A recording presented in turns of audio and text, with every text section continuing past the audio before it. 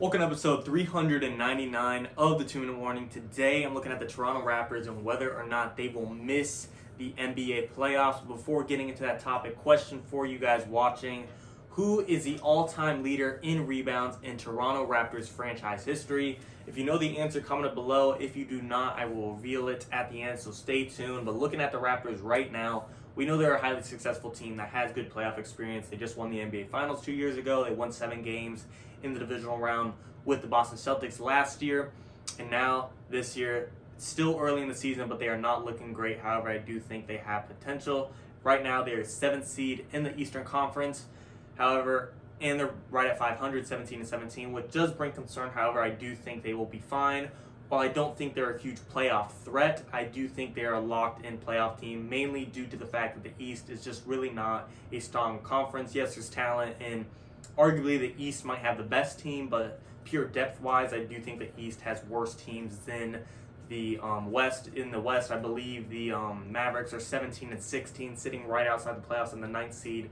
And then in the East, at the 8th seed, you have a below 500 team in the Charlotte Hornets being 16-18, currently being in the playoffs. So clearly, it shows right there record-wise why one conference is stronger. But looking at the Raptors more closely, starting lineup in Kyle Lowry, well-known point guard, Fred VanVleet, Pascal Siakam, OG Anunoby, and of course Norman Powell. Solid lineup, lot of talent, but I would not say a lot of star power. Kyle Lowry, like I said, well-respected point guard and one of the better point guards in the league for sure. However, he's getting up there in age, turning 35 this very month. Fred VanVleet, great scorer, great guy with open looks. However, his size does hold him back defensively at times. Not saying he can't hold his own, but in those tough playoff series when he's matched up against a very athletic shooting guard such as Jaylen Brown or a shooting guard such as Jimmy Butler, that is not a great matchup for Fred VanVleet. It's not holding him back completely yet, but that is something to consider come playoff times when you need a guy to make a stop defensively. Pascal Siakam, great guy. 2019 when they won the NBA Finals with Kawhi Leonard, and when we thought even with Kawhi leaving, Pascal Siakam can kind of take his shoes, be a great placement, have a great role, and his talent was rising. However, since then, he's kind of declined and not emerged, which is the exact opposite thing that the Toronto Raptors wanted. However, he does still have talent. And then, of course, OG Anunoby. He can, not the best scorer, not the best talent, but we know he can score, and you know open looks is for him. You saw in, I believe, Game 3 of the divisional round last year against the Boston Celtics, he hit the game-winning 3. I'm not sure. It could have been Game 3 or Game 4. I'm not exactly sure, but I do think that was clearly a clutch shot and a clutch moment that showed OG Anunoby under pressure can be the right guy to give the open look, and he has the talent to make it. And Norman Powell, nothing to really brag about by any means, but he's a solid player to have on your team. But overall, this Raptors team, where they really struggle is where they don't have size in their front court. These past 2 years where they've been successful, like I said, making it to the divisional round, making it to the NBA Finals, a lot of that relied on their big men in Marc Gasol and Serge Ibaka. However, both of those teams left the Toronto Raptors in this 2021 NBA offseason.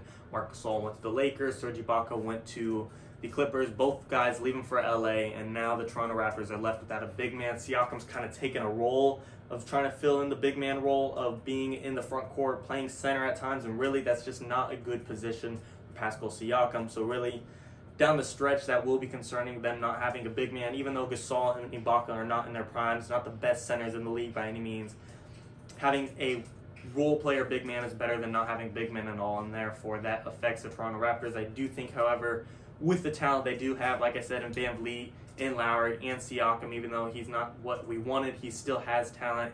And being very well coached by Nick Nurse, one of the better coaches in the NBA, I do think this team will make the NBA playoffs. However, I don't think they're a threat, but playoffs is for sure a lock. Looking at the playoffs in the East, some teams that are definite locks, like I said, are going to be the 76ers, the Nets, the Bucks, the Celtics, the Heat, and even the Knicks right now seem to be a lock-in for the NBA playoffs, being the 4th seed.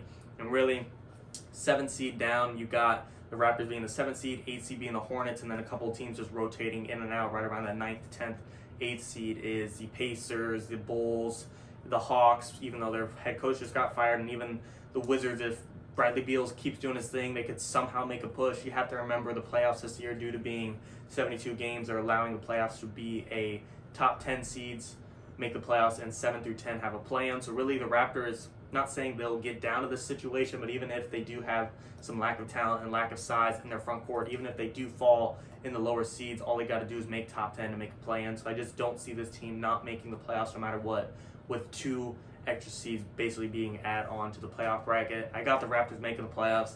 I think Lowry and Vanvleet can do their job in scoring. Siakam can somehow hold his own, being a big man technically, being lined up in the center position. I don't think it'll last in the playoffs. So getting there, I don't think that's a problem. Like I said, I think a lot of it comes from being super well coached and Nick Nurse. I think he's one of the better coaches in the NBA for sure. Right around that Brad Stevens, Steve Kerr mark in my opinion. But looking into playoffs, that's a whole different video and prediction. I don't think they will do great. I think they can maybe win a playoff series, but to say they could take down a 76ers team that's kind of found themselves, a Brooklyn Nets team that has one of the best offenses in the NBA, a Heat team that just got Jimmy Butler back, and really a Bucks team seems very dangerous at this time, or a Knicks team seems very dangerous time currently right now as well. Bucks is a different story. However, I just don't see this team making it very far in the playoffs, but getting there 100%. But let me know what you guys think in the comments. Do you think they will make it? Do you think they will miss? Do you think they could even go back and make an NBA Finals run? I don't think so, but like I said, let me know below. For the question of the video, all-time leader in rebounds for the Toronto Raptors in franchise history is, of course, Chris Bosh. Played most of his prime in Toronto and then went on to Miami, but he still holds that record there for the Raptors. Thanks for watching, guys. 2-minute warning.